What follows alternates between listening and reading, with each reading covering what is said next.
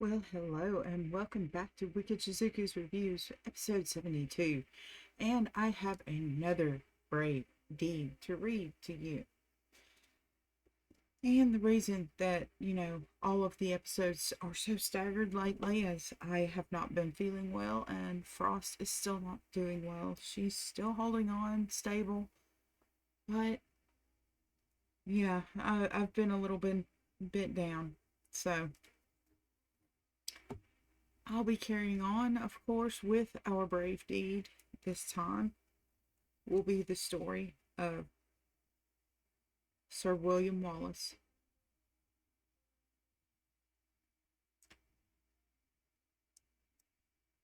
Okay.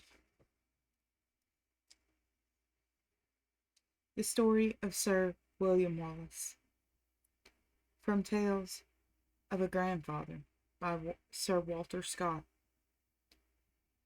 I told you, my dear Hugh, that Edward the First of England had reduced Scotland almost entirely to the condition of a conquered country, although he had obtained possession of a kingdom less by his bravery than by cunningly taking advantage of the disputes and divisions that followed amongst the Scots themselves after the death of Alexander III. The English, however, had in point of fact obtained possession of the country and governed it with such rigor. The Lord High Justice Ormsby called all men to account who would not take the oath of allegiance to King Edward. Many of the Scots refused this, as what the English king had no right to demand from them. Such persons were called into courts of justice, fined, deprived of their estates, and otherwise severely punished. Then Hugh Cressingham, the English treasurer, tormented the Scottish nation by collecting money from them under various pretexts. The Scots were always a poor people, and their native kings had treated them with much kindness, and seldom required them to pay any taxes. They were, therefore, extremely enraged at finding themselves obliged to pay to the English treasury much larger sums of money than their own good kings had ever demanded from them, and they became exceedingly dissatisfied. Besides those modes of oppression, the English soldiers, who, I told you, had been placed in garrison in the different castles of Scotland, thought themselves masters of the country, treated the Scots with great contempt, took from them by main force whatever they had a fancy to, and if the owners offered to resist, abused them, beat and wounded, and sometimes killed them. For which acts of violence the English officers did not check or punish their soldiers.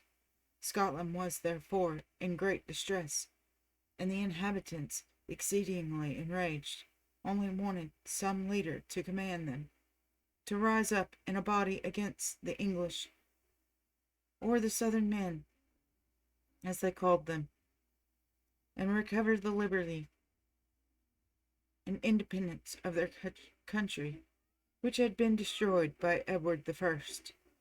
Such a leader arose in the person of William Wallace, whose name is still so often mentioned in Scotland. It is a great pity we do not know exactly the history of this brave man, for at the time when he lived, everyone was so busy fighting that there was no person to write down the history of what took place, and afterwards. Then there was more leisure for composition. The truths that were collected were greatly mingled with falsehood. What I shall tell you of him is generally believed to be true. William Wallace was none of the high nobles of Scotland, but the son of a private gentleman called Wallace of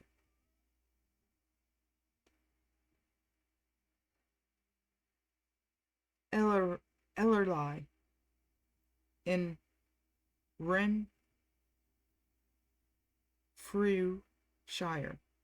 near Paisley. He was very tall and handsome, and one of the strongest and bravest men that ever lived. He had a very fine countenance, with a quantity of fair hair, and was particularly dexterous in the use of all weapons which were then employed in battle. Wallace, like all Scotsmen of high spirit, had looked with great indignation upon the usurpation of the crown by Edward, and upon the insolences which the English soldiers committed on his countrymen. It is said that when he was very young, he went a fishing for sport in the river of Irvine, near Ayr. He had not a good many trouts, which were carried by a boy who attended him with a fishing basket, as is usual with anglers. 2 or 3 English soldiers who belonged to the garrison of Ayr came up to Wallace and insisted, with their usual insolence, on taking the fish from the boy. Wallace was contented to allow them a part of the trout, but he refused to part with the whole basketful. The soldiers insisted. From words came to blows. Wallace had no better weapon than the butt end of his fishing rod.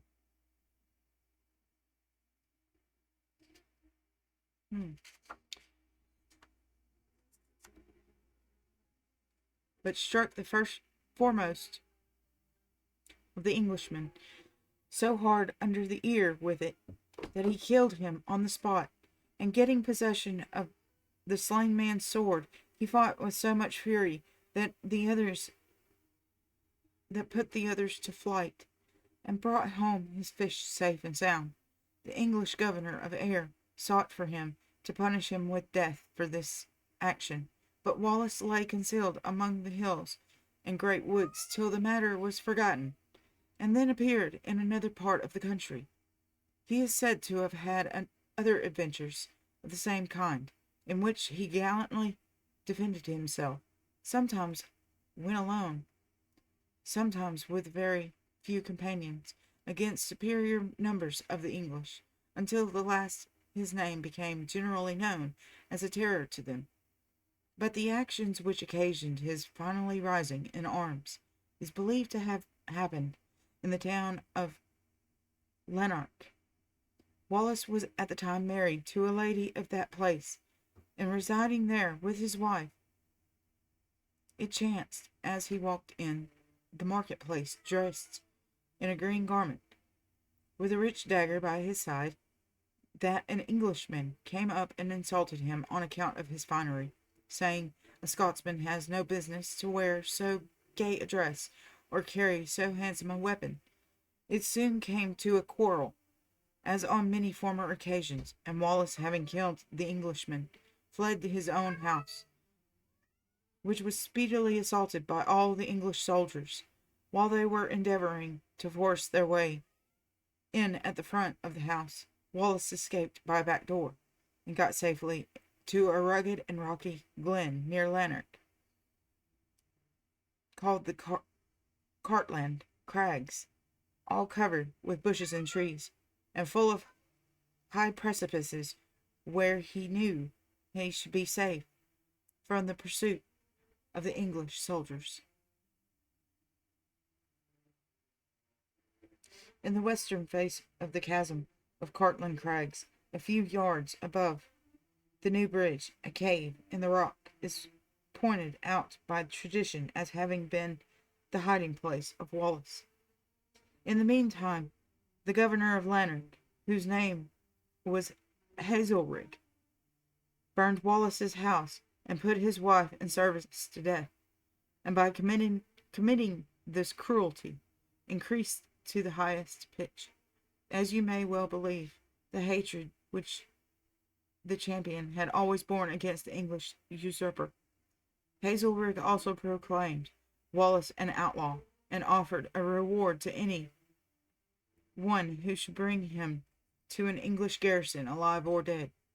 On the other hand, Wallace soon collected a body of men, outlawed like himself, or willing to become so, rather than any longer endure the oppression of the English. One of his earliest expeditions was directed against Hazelrig, whom he killed, and thus avenged the death of his wife. He fought skirmishes with the soldiers who were sent against him, and often defeated them, and in the time became so well known and so formidable that multitudes began to resort to his standard, until at length he was at the head of a considerable army, with which he proposed to restore his country to independence.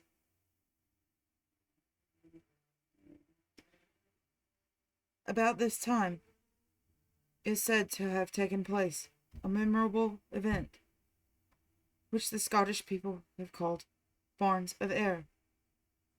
It is alleged that the English governor of Ayr had invited the greater part of the Scottish nobility and gentry in the western parts to meet him at some large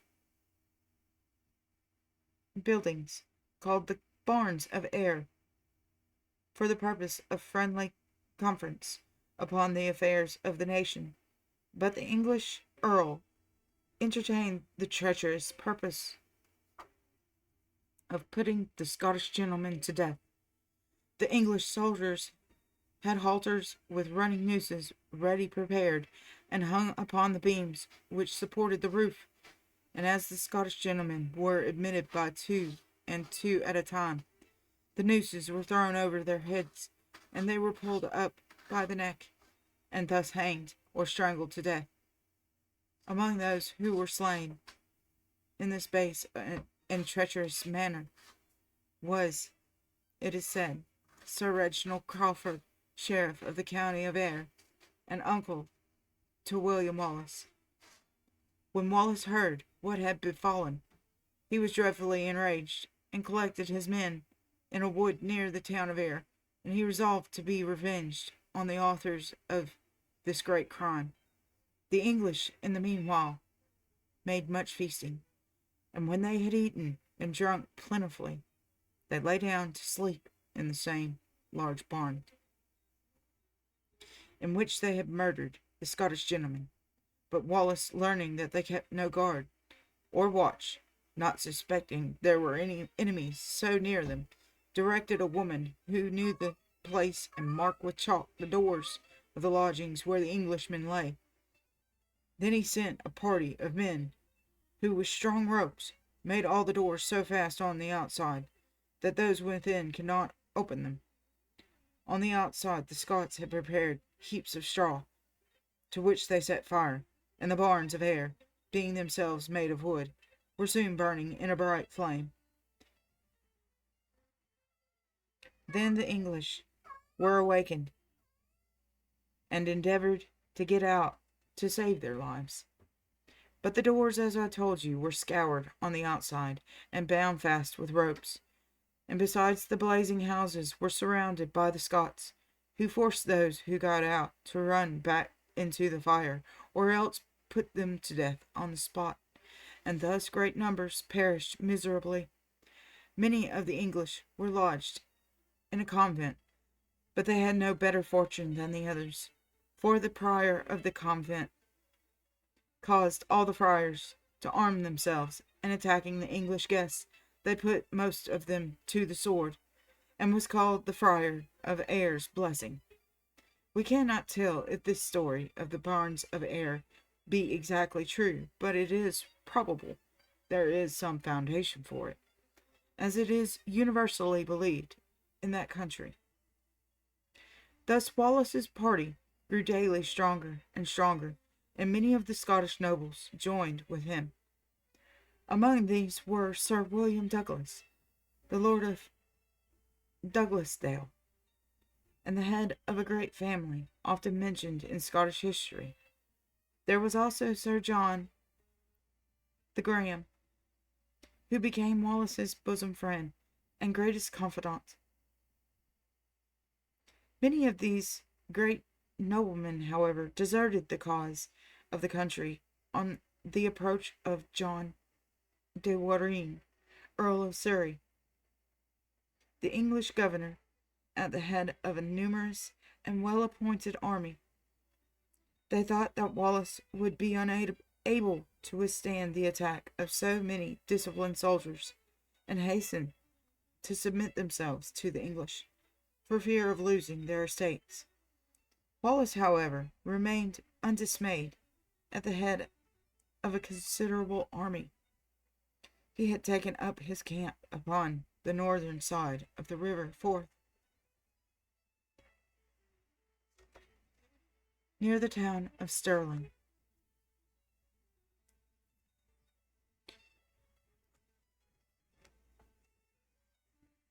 The river was there crossed by a long wooden bridge, about a mile above the spot where the present bridge is situated. The English general approached the banks of the river on the southern side. He sent 2 clergymen on to offer a pardon to Wallace and his followers, on the condition that they should lay down their arms. But such was not the purpose of the high-minded champion of Scotland. Go back to Warren, said Wallace, and tell him we value not the pardon of the King of England. We are not here for the purpose of treating of peace, but of abiding battle and restoring freedom to our country. Let the English come on. We defy them to their very beards. The English, upon hearing this haughty answer, called loudly to be led to the attack.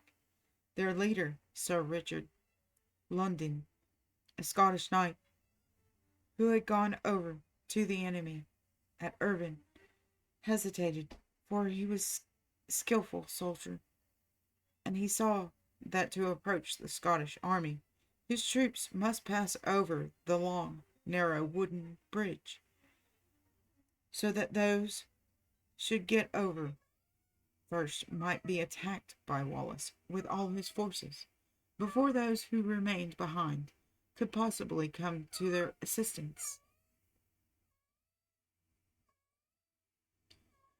He therefore inclined to delay the battle. But Cressingham, the treasurer, who was ignorant and presumptuous, insisted that it was their duty to fight and put an end to war at once. And London gave way to his opinion, although Cressingham, being a churchman, could not be so good a judge of what was fitting as he himself an experienced officer.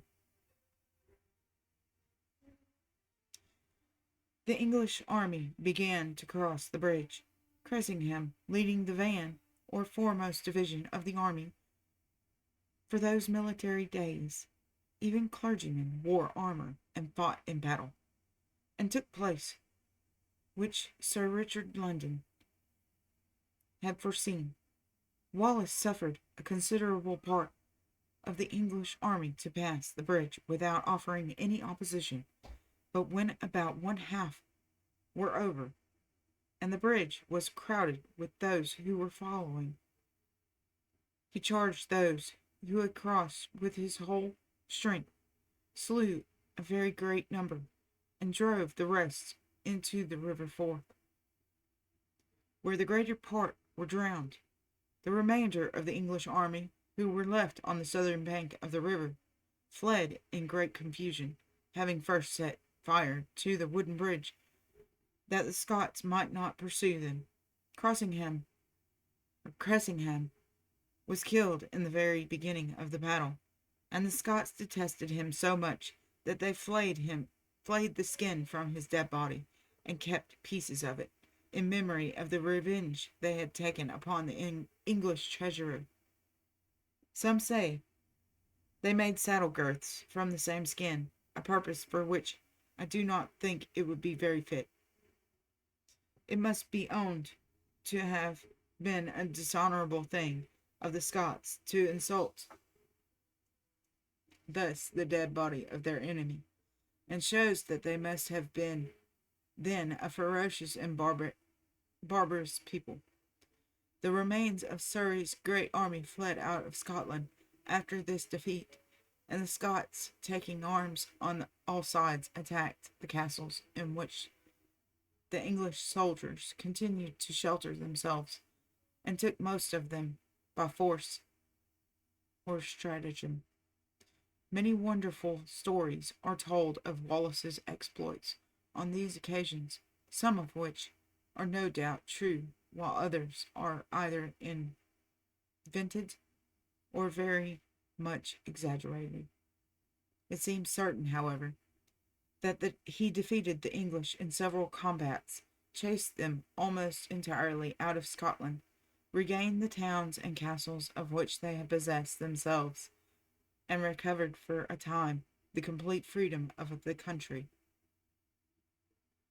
He even marched into England and laid Cumberland and Northumberland waste, where the Scottish soldiers, in revenge for the mischief which the English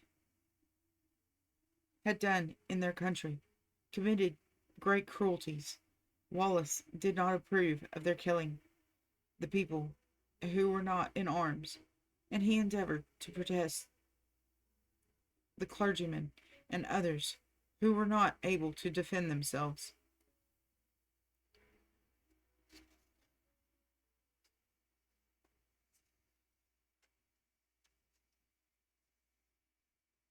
Remain, remain with me, he said to the priests of Hexham, a large town in Northumberland, for I cannot protect you from my soldiers when you are out of my presence.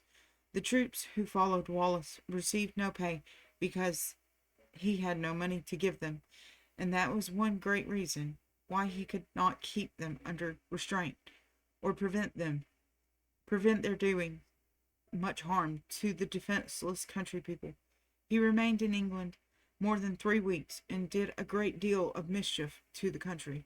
Indeed, it appears that, though Wallace disapproved of slaying priests, women, and children, he partook of the ferocity of the times so much as to put to death without quarter all whom he found in arms.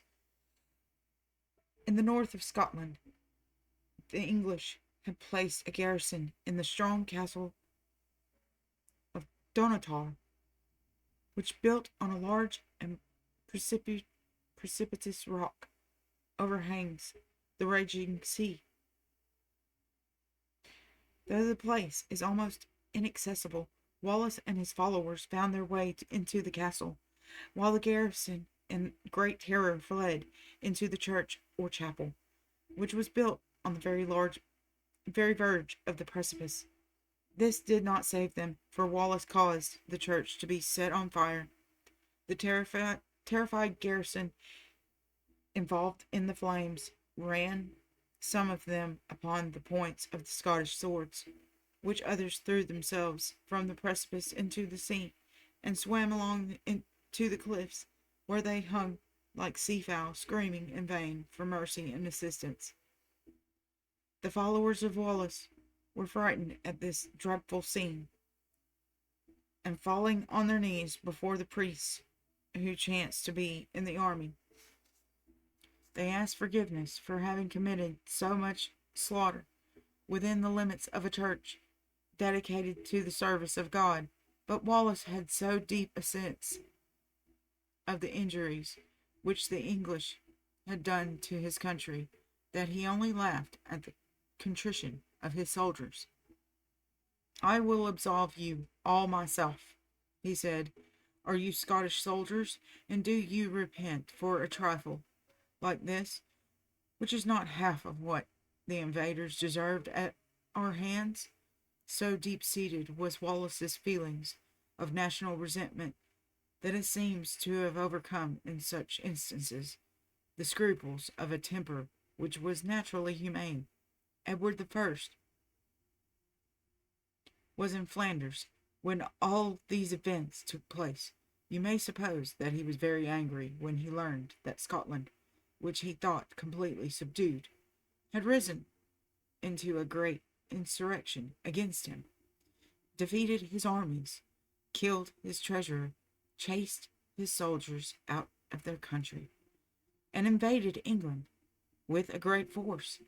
He came back from Flanders in a mighty rage, and determined not to leave that rebellious country until it was finally conquered, for which purpose he assembled a very fine army and marched into Scotland. In the meantime, the Scots prepared to defend themselves and chose Wallace to be governor or protector of the kingdom, because they had no king at the time. He was now titled Sir William Wallace, protector or governor of the Scottish nation. But although Wallace, as we have seen, was the best soldier, the bravest man in Scotland, and therefore the most fit to be placed in command at this critical period, when the King of England was coming against them with such great forces, yet the nobles of Scotland envied him this important situation, because he was not a man born in high rank or enjoying a large estate. So great was their jealousy of Sir William Wallace that many of these great barons did not seem very willing to bring forward their forces or fight against the English, because they would not have a man of inferior condition to be general. This was base and mean conduct, and it was attended with great disasters to Scotland. These mean and selfish jealousies were increased by the terror of Edward's army, military renown, and in many by the fear of losing their English estates, so that at the very time when an honest love of liberty and a simultaneous spirit of resistance could alone have saved Scotland, its nobility deserted it at its utmost need, and refused to act with the only man whose military talents and prosperity were equal to the emergency.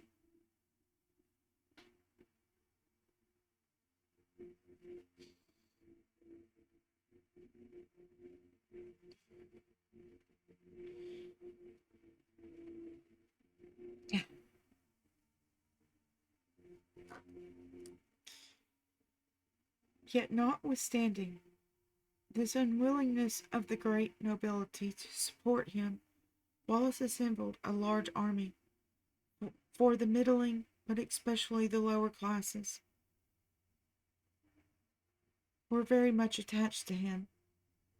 He marched boldly against the King of England, and met him near the town of Falkirk. Most of the Scottish army were on foot because, as I already told you, dear Hugh, in those days only the nobility and great men of Scotland fought on horseback. The English king, on the contrary, had a very large body of the finest cavalry in the world, Normans and English, all clothed in complete armor.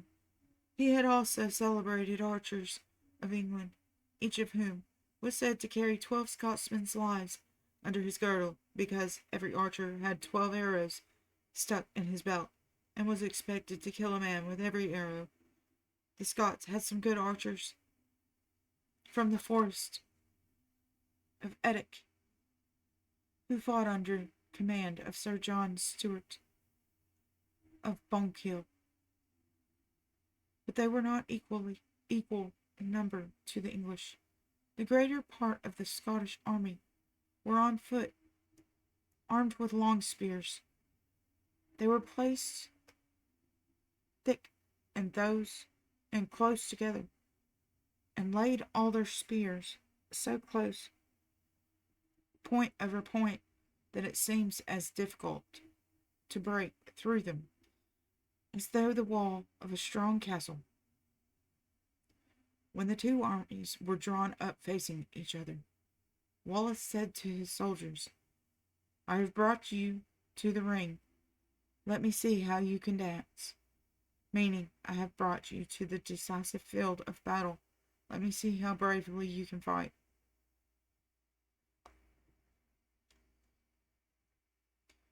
The English made the attack. King Edward, though he saw the close ranks and undaunted appearance of the Scottish infantry, resolved nevertheless to try whether he could not ride them down with his fine cavalry. He therefore gave his horsemen orders to advance. They charged accordingly at full gallop. It must have been a terrible thing to have seen those fine horses riding as hard as they could against the long lances which were held out by the Scots to keep them back, and a dreadful cry arose when they came against each other.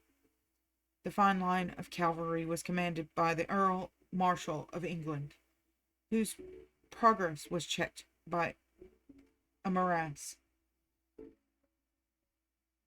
The second line of English horse was commanded by Anthony Beck, the Bishop of Durham, who nevertheless wore armor and fought like a lay baron.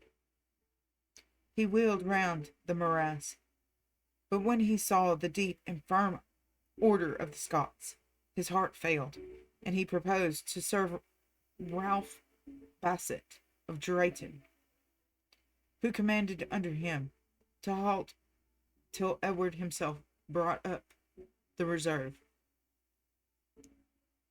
"Go say your mass, Bishop," answered the Basset contemptuously, and advanced at full gallop with the second line.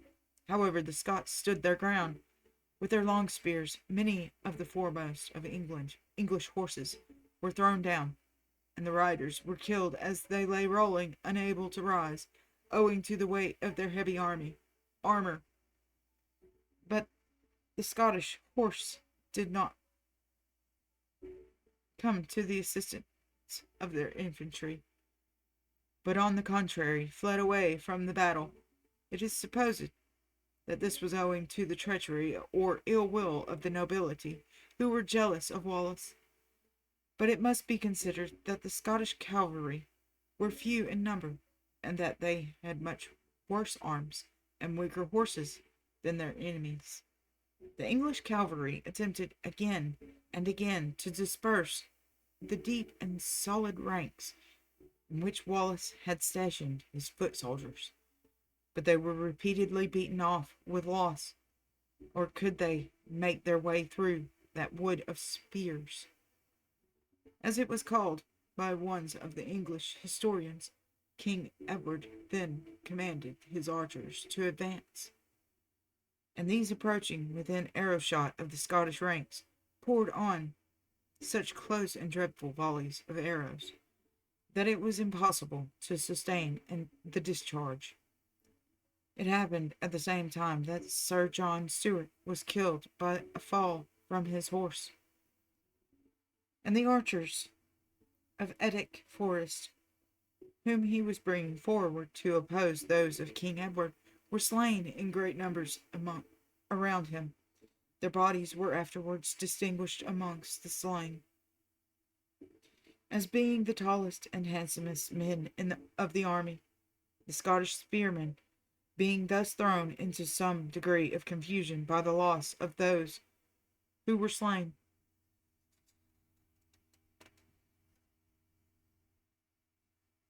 by the arrows of the Englishmen, the heavy cavalry of Edward again charged with more success than formerly, and broke through the ranks, which were already disordered. Sir John Graham, Wallace's great friend and companion, was slain with many other brave soldiers, and the Scots, having lost a very great number of men, were at length obliged to take flight. This fatal battle was fought upon the 22nd July, 1298. Sir John the Graham lies buried in the churchyard of Falkirk. A tombstone was laid over him, which has been 3 times renewed since his death. The inscription bears that Sir John the Graham, equally remarkable for wisdom and courage, and the faithful friend of Wallace, being slain in battle by the English, lies buried in this place. A large oak tree in the adjoining forest was long shown as marking the spot where Wallace slept before the battle, or, as others said, in which he hid himself after the defeat. Nearly 40 years ago, Grandpapa saw some of its roots, but the body of the tree was even then entirely decayed. But there is not now, and has not been for many years, the least vestige of it to be seen. After this fatal defeat of Falkirk, Sir William Wallace seems to have resigned his office of Governor of Scotland. Several nobles were named guardians in his place, and continued to make resistance to the English armies, and they gained some advantages, particularly near Roslin, where a body of Scots, commanded by John Comran of Badenoch, who was one of the guardians of the kingdom, and another distinguished commander called Simon Fraser, defeated 3 armies, or detachments, of English in one day. Nevertheless, the King of England possessed so much wealth and so many means of raising soldiers that he sent army after army into the poor, oppressed country of Scotland, and obliged all its nobles and great men, one after another, to submit themselves once more to his yoke. Sir William Wallace alone, or with a very small band of followers, refused either to acknowledge the usurper Edward, or to lay down his arms. He continued to maintain himself among the woods and mountains of his native country for no less than 7 years after his defeat in Falkirk. For more than 1 year after all the other defenders of Scottish liberty had laid down their arms, many proclamations were sent out against him by the English, and a great reward was set upon his head, for Edward did not think he could have any secure possession of his usurped kingdom of Scotland while Wallace lived. At length he was taken prisoner, and shame it is to say, a Scotsman called Sir John Menteith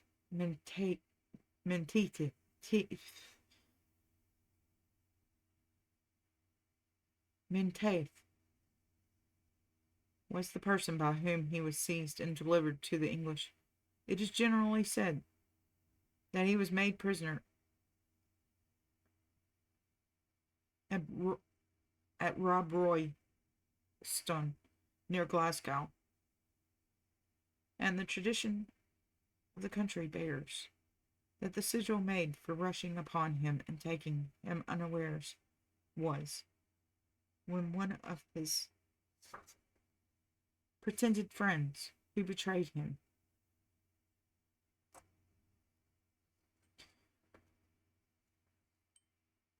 should turn a loaf which was placed on the table, with its bottom or flat side uppermost, and in after times it was reckoned ill-breeding to turn a loaf that was in that manner, if there was a person named Menteith in company, since it was as much as to remind him that his namesake had betrayed Sir William Wallace, the champion of Scotland.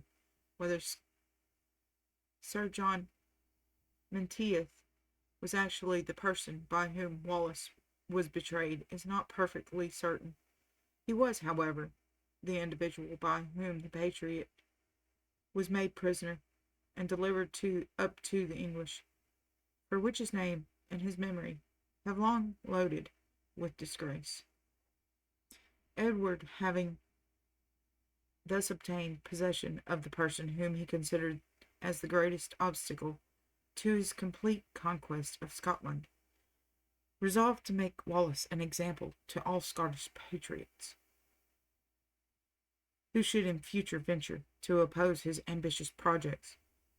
He caused this gallant defender of his country to be brought to trial in Westminster Hall before the English judges, and produced him there crowned and in mockery with a green garland, because they said he had been king of the outlaws and robbers among the Scottish woods. Wallace was accused of having been a traitor to the English crown, to which he answered, I could not be a traitor to Edward, for I was never his subject. He was then charged with having taken and burnt towns and castles, and having killed many men and done much violence. He replied, with the most calm resolution, that it was true that he had killed very many Englishmen, but it was because they had come to subdue and oppress his native country of Scotland, and far from repenting what he had done, he declared he was only sorry that he had not put to death many more of them. Notwithstanding that Wallace's defense was a good one, both in law and in common sense, for surely everyone has not only a right to fight in defense of his native country, but is bound in duty to do so. The English judges condemned him to be executed, so this brave patriot was dragged upon a sledge to the place of execution, where his head was struck off, and his body divided into 4 quarters, which, according to the cruel custom of the time, were exposed upon spikes of iron on London Bridge, and were termed the limbs of a traitor. No doubt King Edward thought by exercising this great severity towards so distinguished a patriot as Sir William Wallace, he should terrify all the Scots into obedience, and so be able in future to reign over their country without resistance. But though Edward was a powerful and a brave and a wise king, and though he took the most cautious and well as the most strict measures to preserve the obedience of Scotland, yet his claim, being founded in injustice and usurpation, was not permitted by Providence to be established in security or peace. Sir William Wallace, that immortal supporter of the independence of his country, was no sooner deprived of his life, in the cruel and unjust manner I have told you, than other patriots arose to assert the cause of Scottish liberty.